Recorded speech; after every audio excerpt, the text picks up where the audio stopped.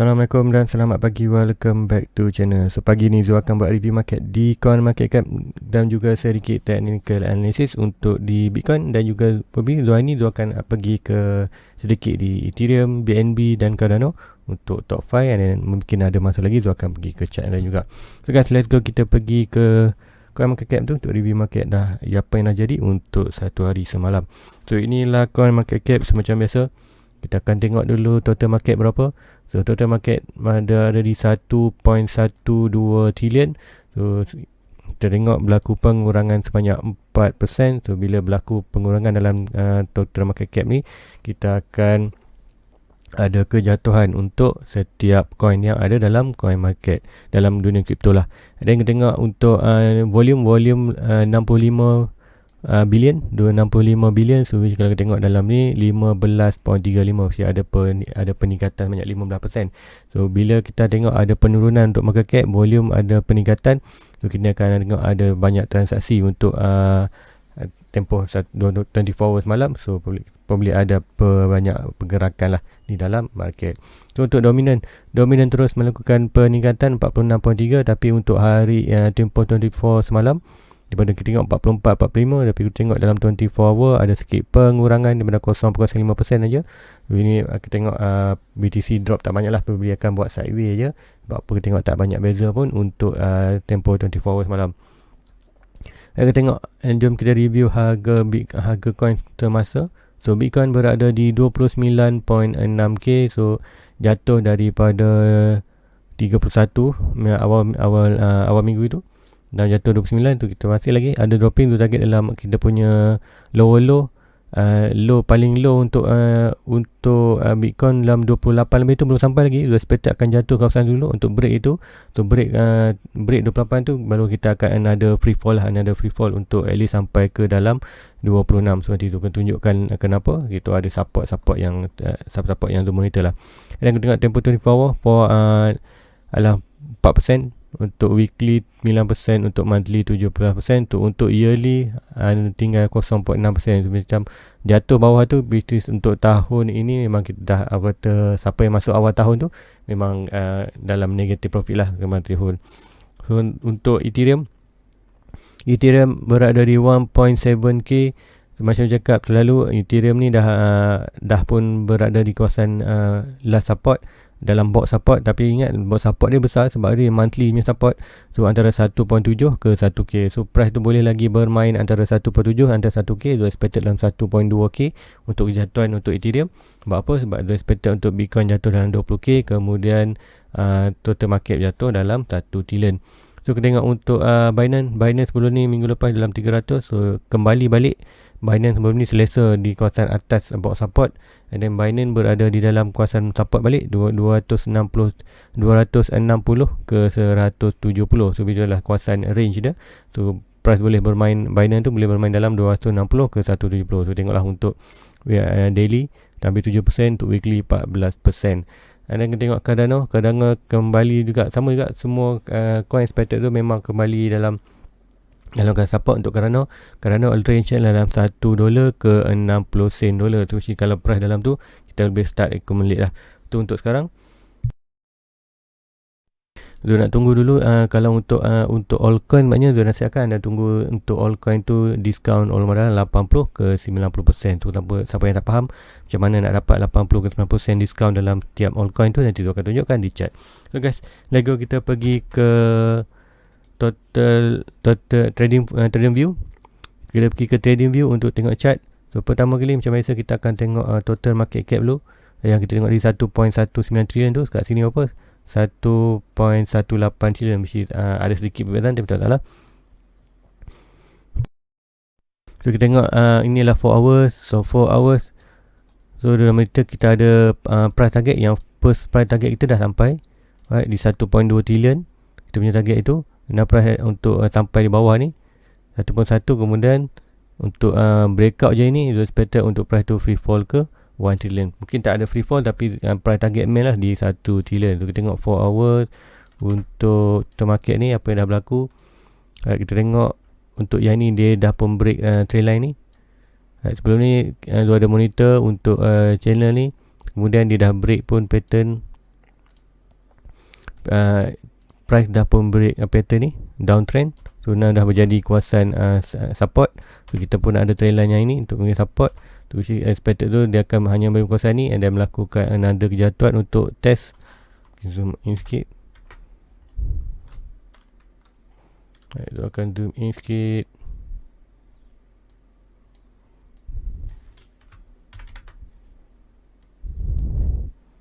Okey, kita ada macam ni.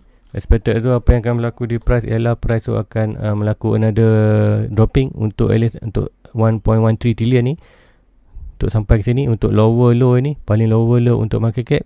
Dan sekiranya break ni tu expected untuk dia break, kemudian berlaku sedikit base, kemudian barulah melakukan journey ke 1 trillion. So kemudian tu adakah boleh berlaku hari ni, adakah tak berlaku.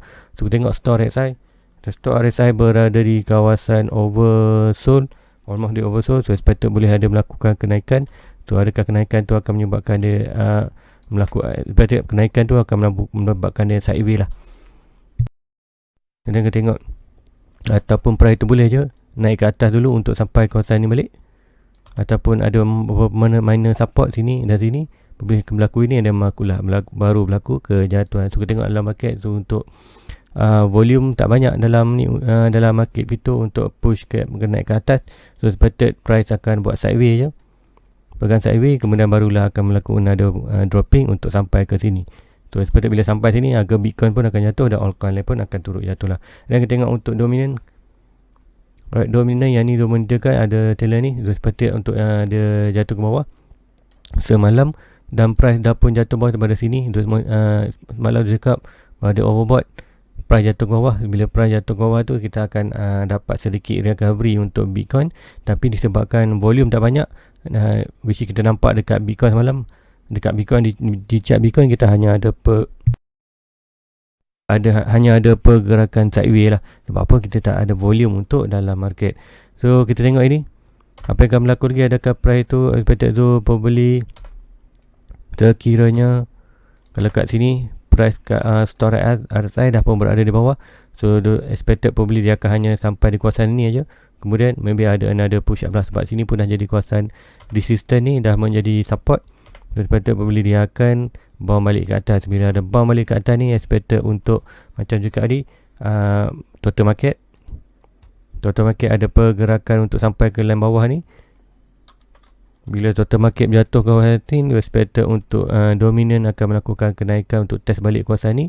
Dan kita tengok kita akan ke BTC pun akan drop. Sebab apa?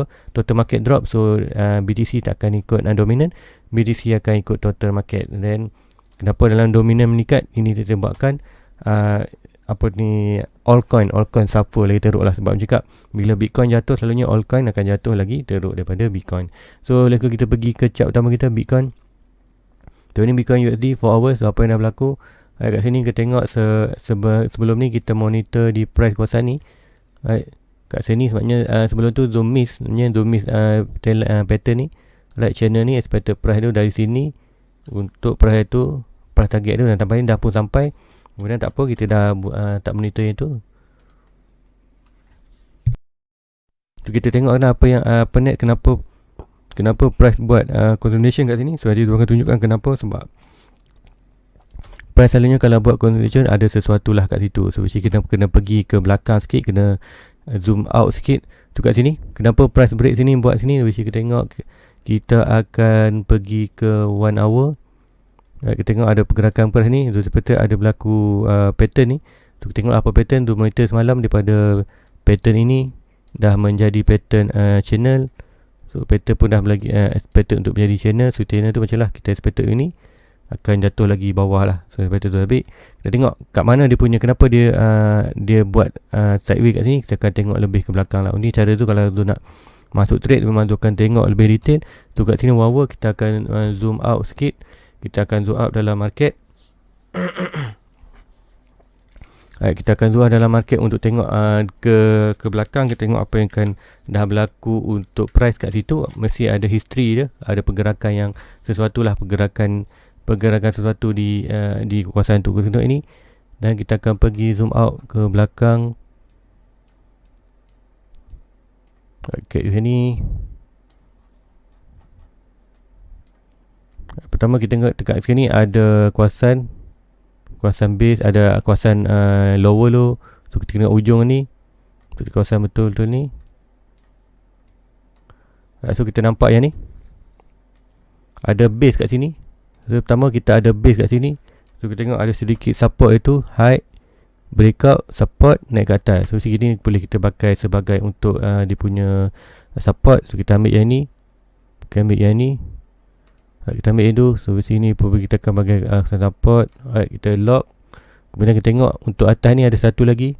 Price sekarang bermain kawasan ini. So probably untuk price itu kita ambil yang ni. Kita kenapa Zul ambil kat yang kecil ni?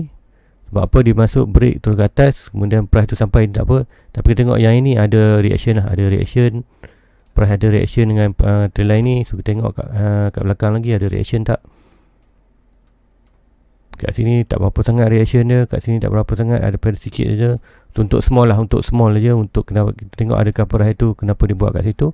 So bila kita pergi back balik, so kita tengok price tu nampak betul-betul dia bermain dalam kawasan ni. So sebab itulah tengok ada sikit tu walaupun minor ni. So yang ini dah jadi resistant aja.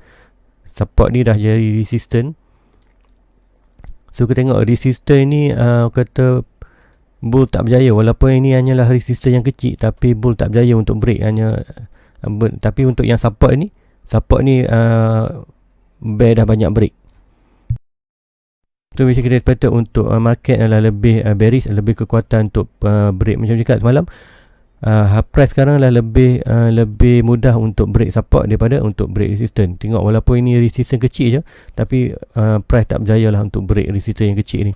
Tapi untuk yang major support antara tadi ada kawasan base, so senang je dia masuk in out. So biasanya expected untuk price to break ke bawah lebih tinggi berbanding break ke atas. So itu yang tu monitor kan. Untuk sekarang ni, expected untuk sampai price itu macam cakap tadi, sekiranya seperti crypto total market ada drop sikit daripada yang ini, ada drop lagi sikit untuk sampai ke kawasan ini, ada drop untuk sampai ke sini, and then dominant akan melakukan sikit kenaikan untuk sampai sini, and expected untuk Bitcoin juga akan melakukan pergerakan untuk sampai at least ke kawasan kita punya ini 28. Kawasan ni dalam 28,770. Sebab apa kawasan ni? Ini adalah low paling kita ada paling low lah untuk chart ni. Kalau tengok untuk 4 hours kan nampak lebih jelas. Paling low ni, low kita ada ni adalah 28. Tu kat situlah kita nampak price, kenapa price itu. Kita tengok ini low paling shadow ni. Shadow ini adalah kan 28.7. Sebab tu kita tengok expected tu sampai sini. Kemudian expected dia sampai di Fibonacci 1.0. Expected bila break yang ni kita akan break di 1.2 which is 26. So kenapa 26 ni? 26 ni pun kalau kita tengok untuk di base kat situ pun memang ada base kat situ untuk history belakang. So expected memang akan berlaku dah, which is tak payah kita tengok belakang pun, kita hanya tarik Fibonacci je. Kalau tu tarik Fibonacci ni, swing high to swing low, kita akan nampak 1.2 kat garisan ni. Kalau kita tengok 1.2 bahagian sekarang ni, kalau kita pergi ke belakang lagi, kita tengok kat sini apa yang ada di 1.2 tu. Kita tengok kita ada base, nampak base. So expected kiranya price tu jatuh, probably dia akan jatuh ke kawasan ni, ataupun dia ada sedikit break di 28 kat sini. Ini pun ada base. Break ini probably kita akan tengok ada sedikit rintangan kat kawasan 27.8. Tapi untuk yang expected akan jatuh, memang akan jatuh dalam kawasan ini. Dan dengan break kawasan ni, free fall ke kawasan 24. Sebab tu ada target di price di Bitcoin adalah di kawasan 26 dan 24. Itulah main support untuk bawah. Kita ada lagi mana-mana support, pembiayanya ke mana-mana support tu tak masalah. Tak perlu kita monitor sangat. Kita monitor bila berlaku macam ni lah. Bila price buat pergerakan sideways dalam base kecil ni, kita tengok kenapa dia buat dalam tu.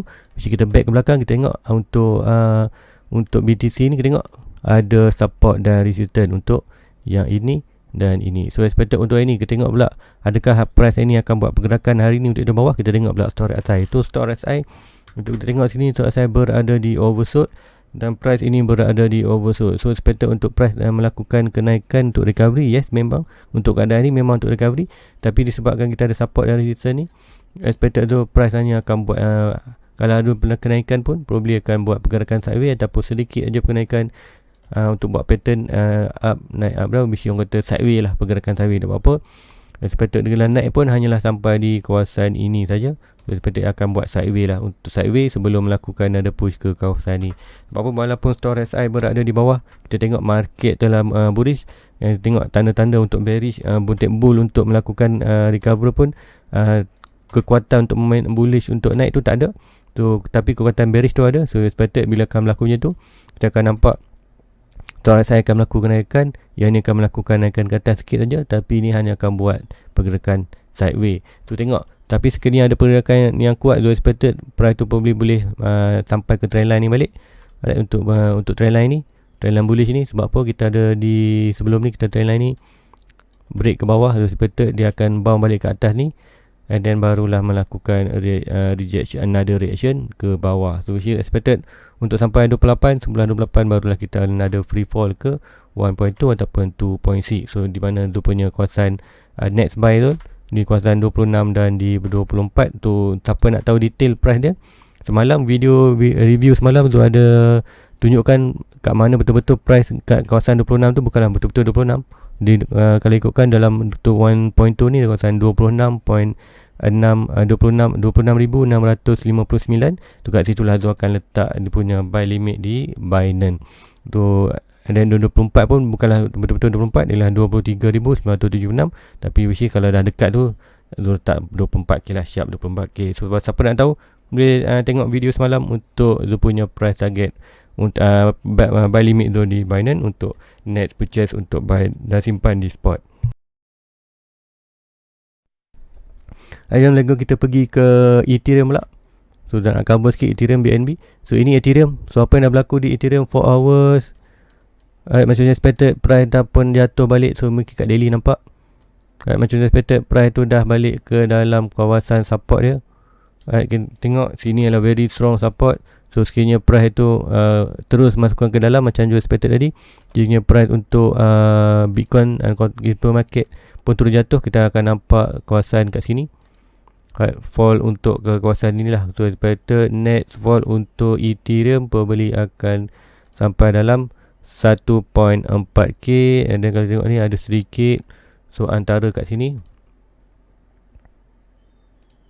So kita tengok price ni, expected price tu akan jatuh, and sekiranya break itu kita akan pergi 4 hours.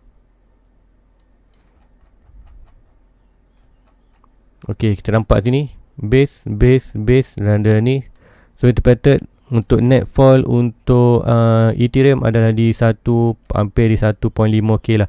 So expected untuk dia jatuh. So ada lower lagi tak? Ini pun dah lower. So kalau dia break lower ni, untuk dia break lower ni, kita akan ada free fall ke 1.6. Kita tengok belakang ni ada tak yang lower low, and then the base. So kat sini pun ada lagi. So probably boleh lagi. So maknanya kalau Zul nak monitor betul-betul ni, kita ada banyak kutu sharp. So kita tengok pergerakan dia. So, selalunya tu akan monitor yang penting-penting lah. Tapi sebab kalau ini ada pergerakan bawah, kita akan tengok point-point breaking. Tapi untuk yang lebih detail, ini cara detail lah pergerakan price. So kalau kita tengok macam mana tu pergerakan price. So pada apa yang berlaku, dia akan jatuh bawah, dia akan buat reaction dengan sini dulu. So bila break ini akan ke bawah, break bawah, dan dia akan jadi macam ni lah, naik, break, naik, break, naik. So macam tu dia expected. Tapi untuk kita monitor banyak ni memang susah. Tu apa yang kita tengok, hanya kita tengok main apa ni, support dan resistance lah untuk ini. So ini tak perlu kita monitor. So kita hanya monitor. Nah ini so main. So ini sebagai main lah. Kita tengok price itu akan break kawasan 1.7k. Sekiranya jatuh bawah ni, so expected price itu boleh lagi jatuh ke bawah almost 1.5 ataupun sampai pertengahan ni. So memang akan berlaku kejatuhan lagi tak. Senang cerita, wherever price untuk sekarang ni, untuk Ethereum, pergerakan price akan bermain dalam 1.7k ke 1k. So she expected untuk Ethereum, kalau berlaku kejahatan, kita tengok berapa persen dah untuk jatuhan. So tadi dia cakap kalau nak beli altcoin, tunggu altcoin jatuh sampai 80 ke 90% baru kita start beli balik. So untuk Ethereum sekarang barulah 59%. So kalau untuk jatuh sampai bawah ni, ada expected 75. So untuk Ethereum BNB mungkin tak perlu tunggu sampai 70 atau 80%. Sebab apa? Ethereum BNB ni fundamental kuat. So expected probably akan hanya jatuh dalam kawasan ni lah, dalam 7%, lower lagi 7% lah sekiranya Bitcoin jatuh pun dalam 7%. Nah, Bitcoin pun 55. So ingat ini 59. So Ethereum dengan Ethereum dengan BTC tu lebih kurang sama je, pergantuan 50. Linia BTC jatuh 70, so expected Ethereum pun jatuh 70. Tapi kalau untuk lain, contoh untuk mungkin yang Cardano, kita tengok Cardano expected tu kuat juga. Cardano ni kita tengok berapa, 60%. So tak efek banyak. Tapi untuk altcoin lain lah, altcoin yang lain yang bawah daripada ni, antara selain daripada BNB apa semua ni, so expected kita tunggu untuk dia jatuh dalam 80 ke 90% baru kita start beli. So untuk Ethereum tadi, kita akan tengok probably price tu akan bermain dalam kawasan ni lah, kawasan. So untuk yang pattern pun tu tak jumpa sebarang pattern lagi kat sini, tak ada pattern menarik lagi untuk forward ni untuk kita monitor. So kita biarkan dulu. Seperti apa yang kita akan tengok, kalau yang besar yang ni, kita akan boleh buat yang ini maknanya pattern.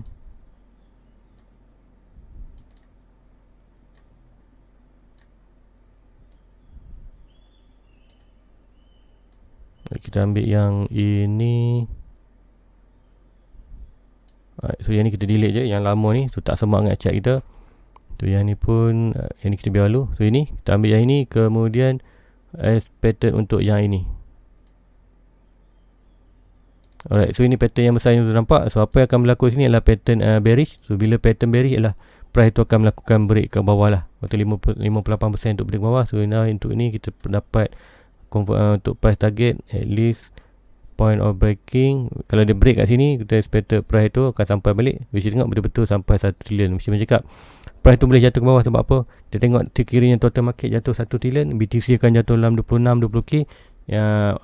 Alt cost untuk altcoin lain, so memang Ethereum pun akan jatuh dalam 1.1k, which is expected untuk price tu paling lower untuk crash kali ni adalah di dalam 1k ataupun 1.2k. So which is anda boleh buat accumulate dalam 1.7 1k. Anda boleh buy untuk weekly.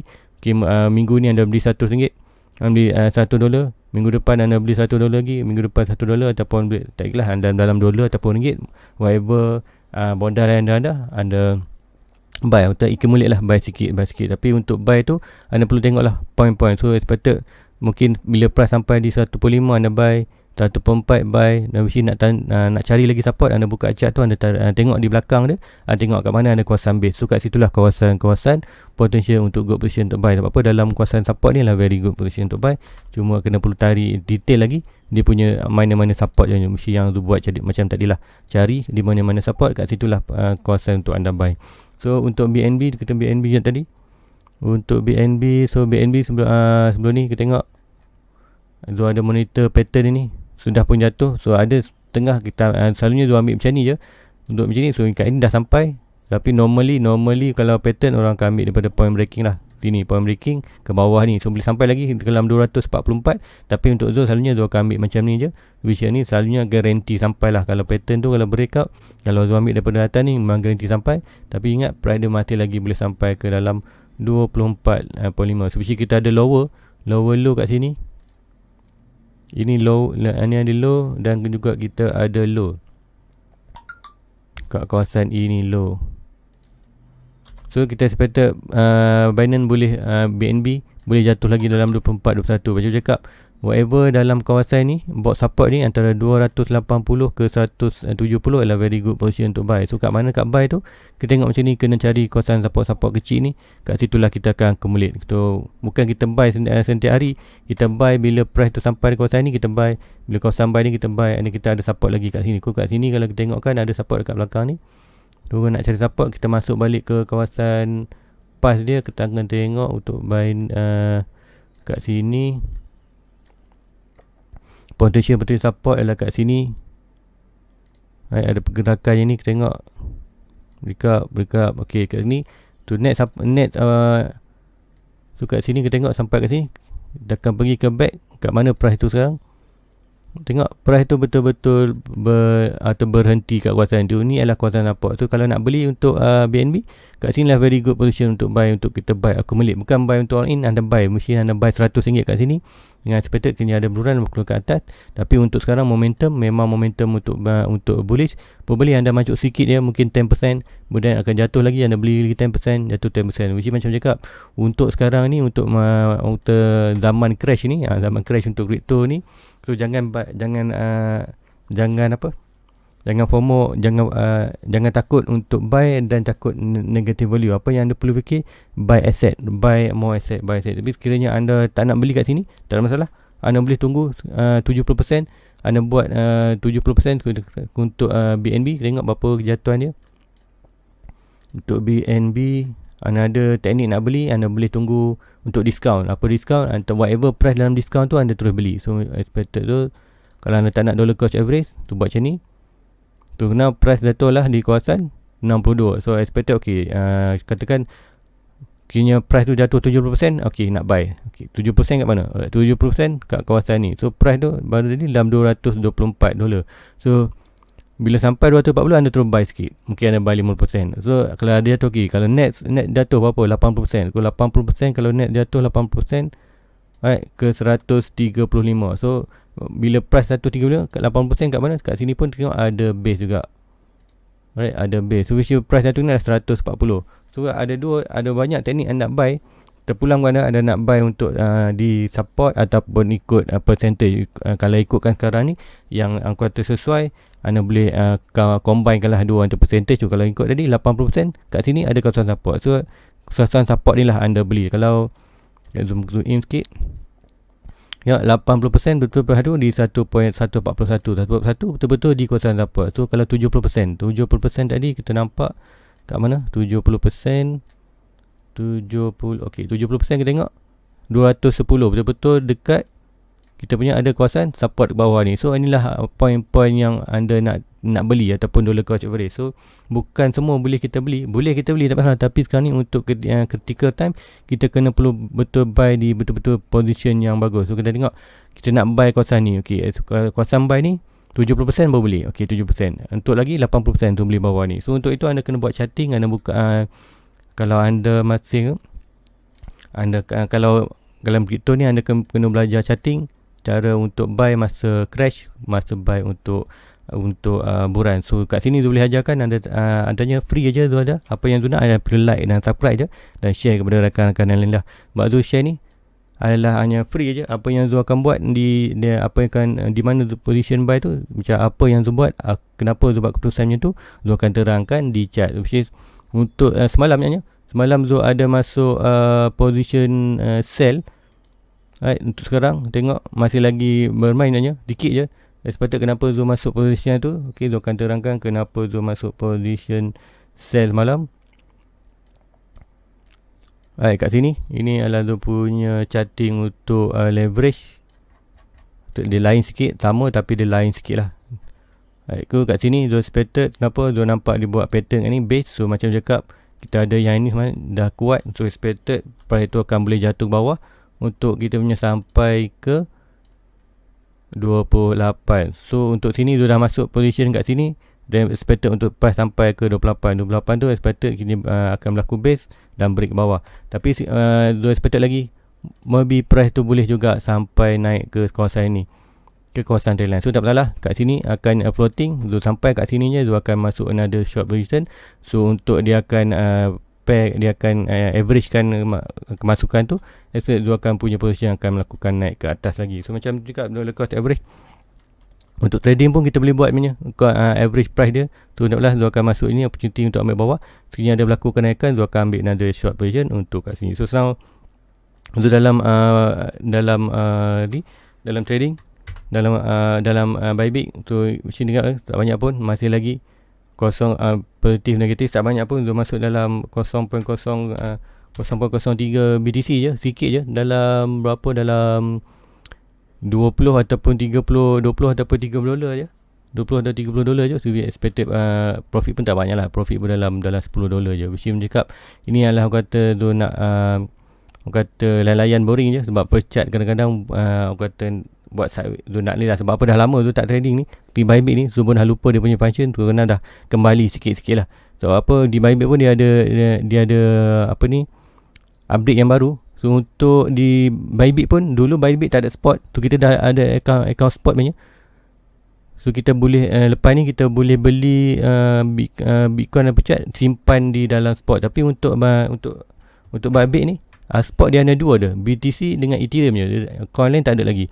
So untuk ni lah, so maknanya kita dah boleh beli dan simpan. Dia jadi macam Binance lah. Tapi untuk Bybit ni sebenarnya, Bybit more lebih untuk platform untuk trading leverage lah daripada untuk simpan. Tapi dia dah pun buat sedikit perubahan. Dia ada spot. So untuk Ethereum ni bagus. Sebab apa?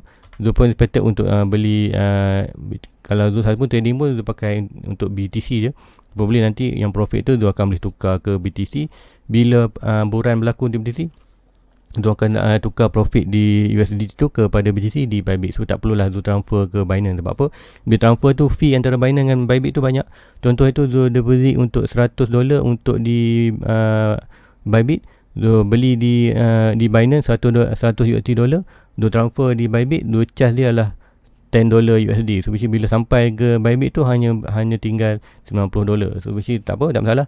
Yang first trade tu Zul dah dapatkan balik $10 tu dalam $7, dan dalam $3 lagi, which is harus beli dalam sampai inilah expected tu Zul akan hold position. Kalau sampai ke 28 ni pun expected dah kembali modal balik lah, untuk dah cover balik fee yang kena di Bybit. So guys, itu saja untuk hari pagi ni. So please like, please subscribe, follow Zul punya Facebook, ada link di bawah. Sekiranya ada update-update terkini Zul akan sharekan di Facebook. So guys, jumpa lagi malam nanti. Ada sebarang pertanyaan turun di komen. Guys, jumpa lagi. Bye bye. Everybody get your fucking hands up.